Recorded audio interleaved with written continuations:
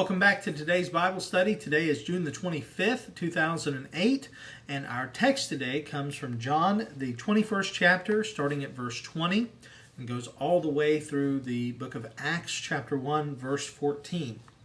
This is one of those times in our daily Bible readings, as the way it's been broken up, that it's a little bit awkward because we're ending one book and beginning another book, and instead of trying to make comment on both sections of text, today I'm going to just comment on the last few verses of the Gospel of John, and then tomorrow's Bible study I'm going to comment on the first few chapters of first few verses of the Gospel of, the book of Acts, rather than trying to bring them both together today. So if you are reading, please do go ahead and read John 21:20 through Acts 1:14, but know that the comments I'm going to make are going to stick with the Gospel of John.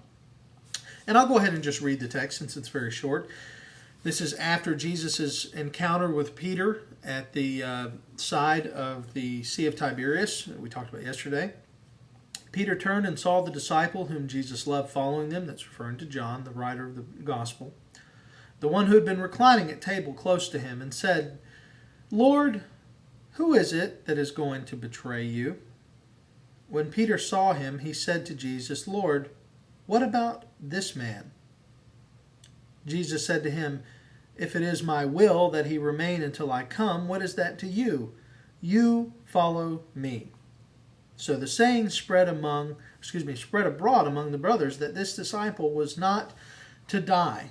Yet Jesus did not say to him that he was not to die, but if it is my will that he remain until I come, what is that to you? This is the disciple who is bearing witness about these things and who has written these things, and we know that his testimony is true. Now there are also many other things that Jesus did. Were every one of them to be written, I suppose that the world itself could not contain the books that would be written. So here we have a situation where we catch a glimpse into a conversation with the resurrected Christ and Peter.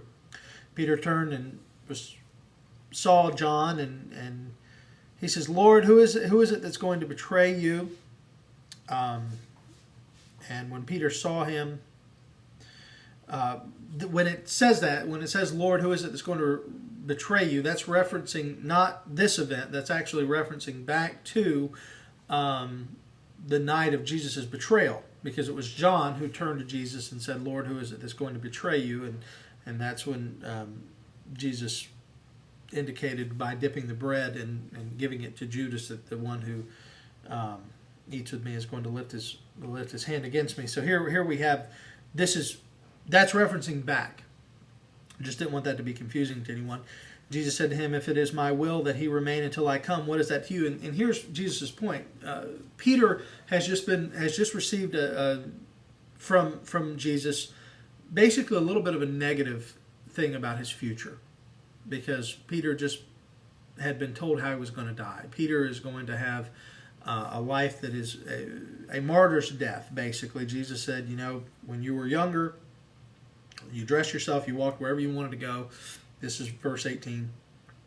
He said, "When you're old, you're going to stretch out your hands, and another will dress you and carry you where you do not want to go." This he said to show by what kind of death he was to glorify God. You see, Peter was going to be martyred for Christ's purposes, for the purpose of the kingdom. And of course, the Bible doesn't record that, but church tradition tells us that he was martyred for the faith. And so Peter turns around and says, "What about him?"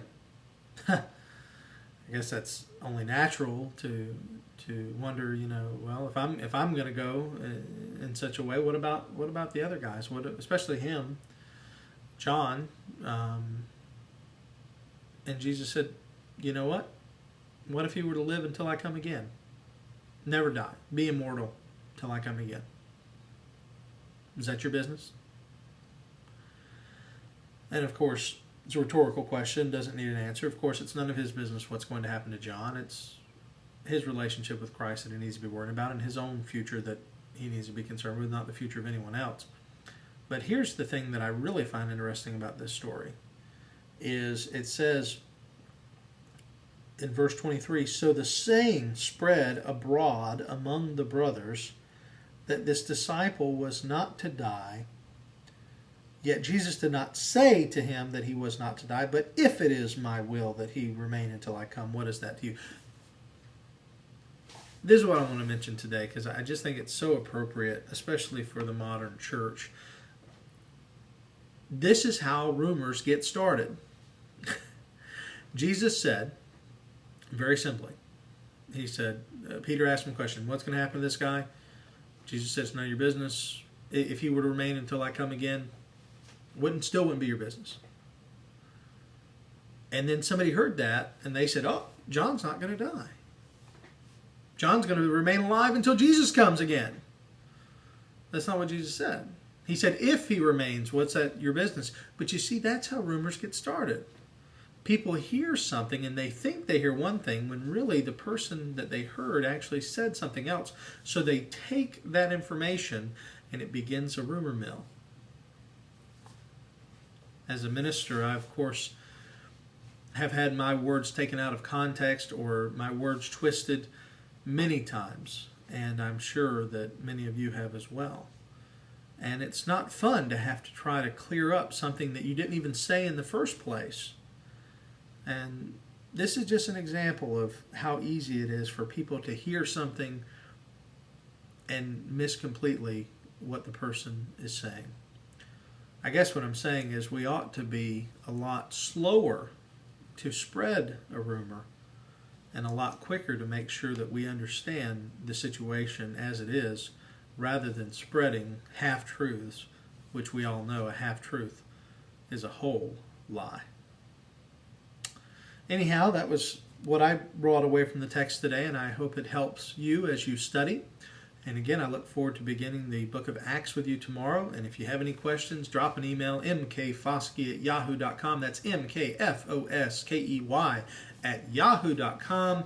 And again, right below me is a comment box. I'd love for any of you, if you'd like, just to let me know that you're getting these Bible studies and that you're enjoying them.